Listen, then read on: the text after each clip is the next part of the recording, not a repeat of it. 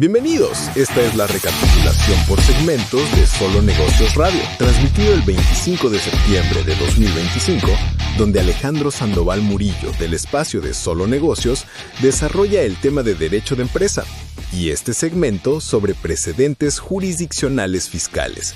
Continuamos en Solo Negocios Radio, en lo que volvemos al aire en la estación, pues confirmar, ¿no? La posición de la Corte es muy clara. Hay un desequilibrio entre partes, o sea, una empresa de seguro y el usuario, una empresa de seguro y el transportista y el usuario. Se debe de conceder a favor del usuario. Sobre todo si fue dañado, como en el caso del señor con VIH, en función de, a mí ni me pidieron firmar nada al respecto. Además, un tema que no comenté ahí, el seguro al parecer estaba atado a la compra de una casa. No entendería qué tiene que ver el VIH con el asunto, ¿no? Pero, pues bueno, entiendo que en algunos momentos fuera un vínculo normal en las empresas de seguros. Yo creo que hoy en día no es un tema relevante.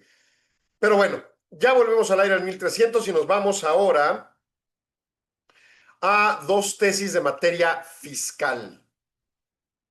Y en este caso hablamos una del Tribunal Federal de Justicia Administrativa, materia Código Federal de Procedimientos Civiles para materia fiscal, la tesis de la novena época. Ay, se me olvidó cómo se les llaman a estos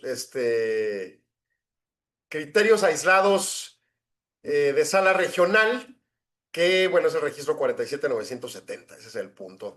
Rubro, deducciones fiscales. El contribuyente tiene la carga de la prueba para acreditar la realidad, oportunidad y existencia de las operaciones que la sustentan. Según los principios que rigen el derecho fiscal y en virtud de la aplicación supletoria, el 81 del Código Federal de Procedimientos Civiles corresponde al contribuyente la carga de probar hechos constitutivos de sus pretensiones. ¿Cómo es que procedan las deducciones fiscales? Tengo mis vicisitudes, pero bueno, ahorita las expreso. Cuando el contribuyente alega que las facturas fueron emitidas posteriormente porque existió previamente una orden o acuerdo verbal con una autoridad, debe aportar medios de prueba idóneos que permitan demostrar la existencia y veracidad de dicho acuerdo verbal, así como la oportunidad de la operación que generó la emisión de las facturas. Pues la simple manifestación de que existió acuerdo verbal no es suficiente para desvirtuar la legalidad de la determinación de la autoridad fiscal. Esto porque si bien en algunos casos el acuerdo de voluntades puede ser verbal, la dificultad se presenta al momento de probar las deducciones. Por lo tanto, el contribuyente tiene la carga procesal de ofrecer y desahogar las pruebas que permitan que efectivamente existió el acuerdo verbal y que las operaciones realmente ocurrieron conforme a los requisitos legales de una forma real, oportuna y existente. El asunto está medio raro, como se explica en la tesis, pero quiero asumir, al hablar de que un acuerdo con una autoridad y no con un proveedor, son cosas radicalmente diferentes.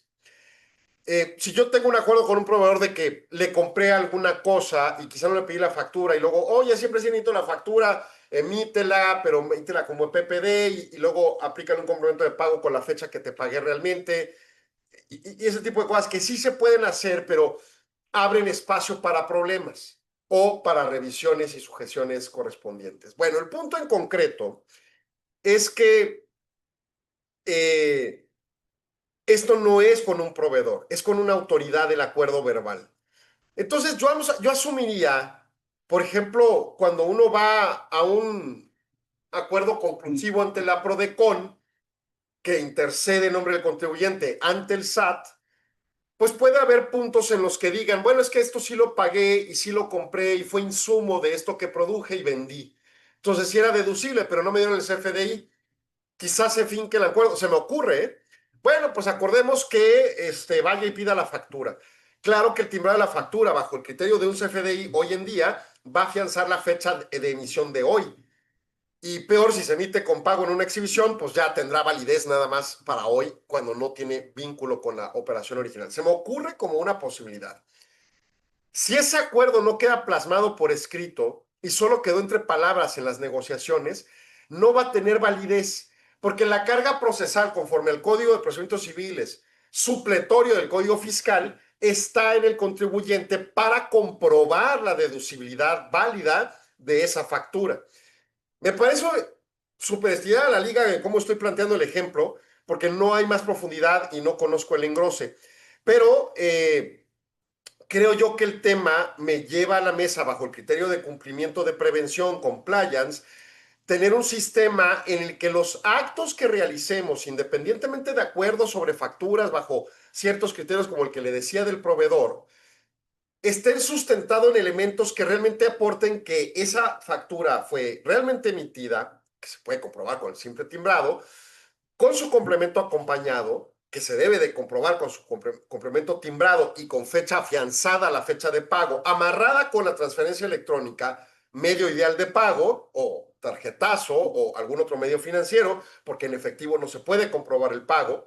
Y luego la entrega real del bien, el uso del bien para los propósitos de negocio, para cumplimiento del principio general correspondiente para las deducciones fiscales.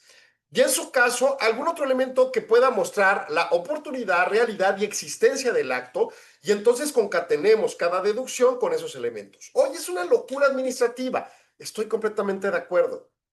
El gobierno, en vez de ampliar la base de contribuyentes, se ha dedicado a restringir las normas y provocar el gran incentivo de que se creen todo este asunto de los EFOS y EDOS y todo este desastre de fraudes, y contra los pocos delictivos van contra todos los contribuyentes. La clásica gubernamental en todo tipo de materia en la que no puede con el paquete y cancela, ahorca o restringe. En fin, la ley es lo que señala. La tesis es lo que nos está diciendo.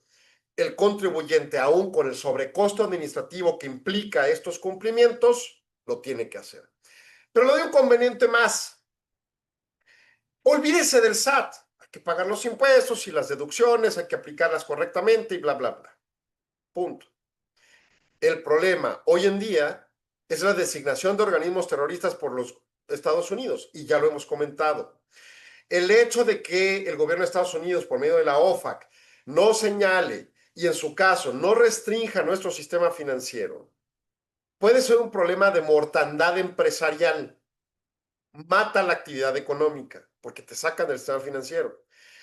Y la única manera de comprobar que tú, esa relación que tuviste con ese potencial proveedor o potencial cliente que hoy en día es designado como organismo terrorista, sí fue real y no fue para financiar al terrorismo, entonces requerirías documentos como mínimo como los que acabo de comentar. Entonces ya olvídate del SAT, ¿qué importa? Ahora importa que no te mate el gobierno de Estados Unidos en función de una muerte financiera y no tengas ni cómo decir qué, porque no tengas documentos que respalden las operaciones reales con empresas que de repente resultó que tenían que ver con actos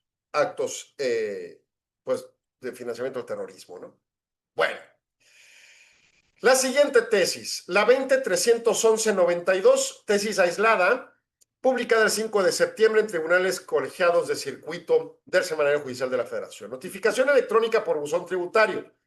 No es requisito legal que la constancia relativa deba contener la hora en la que se envió el documento digital respectivo al contribuyente. Creo que ya habíamos hablado de esto hace unas semanas, pero reiteramos. Hechos. Un contribuyente promovió un juicio contencioso administrativo federal contra la determinación de un crédito fiscal. El Tribunal Federal de Justicia Administrativa estimó infundado el concepto de anulación relativo a que no se precisó en la constancia de notificación electrónica la hora en la que se envió el documento digital del oficio determinante, pues se le envió al correo electrónico que señaló como medio de contacto para que dentro de los 3 días contados a partir del día siguiente que ingresara a su buzón, pudiera abrir los documentos digitales pendientes de notificación. Contra resolución promovió un amparo directo y argumentó que las constancias de notificación electrónica por buzón tributario deben contener la hora en la que se envió el aviso electrónico en términos de la jurisprudencia de la época novena, primera sala del tribunal, de la primera sección, perdón, de la sala superior del Tribunal Federal de Justicia Administrativa, que tiene como rubro notificación por buzón tributario, requisitos que se deben cumplir para calificarla de legal cuando el contribuyente no lo consulte. Criterio jurídico. El tribunal colegiado determina que no es requisito legal que en la constancia de notificación electrónica se señale la hora en la que se envió el documento digital al buzón tributario de la persona contribuyente. Y se justifica. Dice el artículo 17K y 134, fracción primera del Código Fiscal de la Federación, para generar certeza jurídica de la notificación electrónica por buzón tributario, únicamente debe indicarse la fecha en la que se llevó a cabo, pero no exige que se señale con precisión la hora respectiva. Ello porque el plazo de 3 días que ahí se concede a la persona contribuyente para abrir los documentos digitales pendientes de notificar, se cuenta a partir del día siguiente en que fue enviado el aviso. Y de no abrir el documento digital en el plazo fijado, la notificación se tendrá por realizada al 4.º día, cuando a partir del día siguiente de aquel en que fue enviado el referido aviso, lo que no requiere señalamiento de hora en que se hubiera llevado a cabo las actuaciones electrónicas como cita la jurisprudencia aludida por el contribuyente. Ello porque esos plazos no se cuentan de momento a momento, sino de días completos. Sería relevante entonces precisar la hora en que se efectuó el envío, pues la constancia de notificación contiene sello digital que autentica el documento, lo cual se considera suficiente por el tribunal colegiado para otorgar valor probatorio en términos del 210 del Código Federal de Procedimientos Civiles. Máxime que la constancia de notificación incluye la cadena original que brinda certeza jurídica de la fecha en que se realizó la comunicación. A ver, la determinación jurisdiccional dice que no requiere de la hora, porque como son contabilizados en días y se concede el día completo, o sea, no importa si te lo mandaron al primer minuto del día 1 hasta el día 4, entra en firme, o sea, ya saben, ¿no? El día siguiente entra en firme la contabilización de los 3 días y al 4.º día es cuando ya vale si no abriste el buzón tributario. Y entonces en ese sentido puede tener razón. Pero yo preguntaría, y así queda, ¿eh? Hasta ahí es válido, es una tesis aislada, ciertamente, pero aquí entraría una pregunta. ¿Un funcionario público puede estar enviando misivas electrónicas en la madrugada y sean válidas? Es como si un notificador pudiera acudir a emplazar a una persona o a notificar una multa presencialmente en la madrugada. Para hacerlo requieres una facultad especial concedida, por ejemplo, en materia judicial por el propio juez, asumo en materia administrativa por la propia autoridad administrativa. Incluso allá en los 90 fui ministro ejecutor y teníamos un rango de horas para notificar. No podíamos pasarnos un minuto. Se invalidaba el acto. Ahora que es un mundo electrónico y que programan los envíos o los hace su inteligencia artificial no jurídicamente válida por parte de la autoridad, ¿es válido que sea en la madrugada el envío? Digo, armonización del sistema como principio. Porque por otro lado, nos cuestionan si el cumplimiento lo hicimos en tiempo o no, sirva o no sirva su página de internet. Y yo tengo, por ejemplo, si mi límite de plazo para enterar una declaración es el día 17 hasta las 11:59 de la noche, que también hay un tema con los usos horarios, pero ese es otro tema, 11:59 de la noche, ¿qué pasa si su página no sirve de 11 de la noche a 11:59 o a 12 de la noche? Me restringió mi libertad de emitirla a las 11:59, si así es mi parecer, ¿no? Y mi libertad jurídica. Tendría que comprobar que sí la envía a las 11:59 con la fe notarial que corresponda y demás tópicos. Ellos no. Inequidad entre autoridad y nosotros como contribuyentes. Órale. Voy a corte, regreso en segundos, no se vaya. Agradecemos su atención. Solo Negocios Radio se transmite de lunes a viernes de 4 a 5 p.m. a través de Radio Mexicana 1300 AM de Ciudad Juárez o en nuestras redes sociales. Si gusta ver los siguientes segmentos, el programa completo u otros programas y segmentos, siga indicaciones en el texto adjunto o visite www.solonegocios.mx. Radio Mexicana, nuestras noticias, presentó.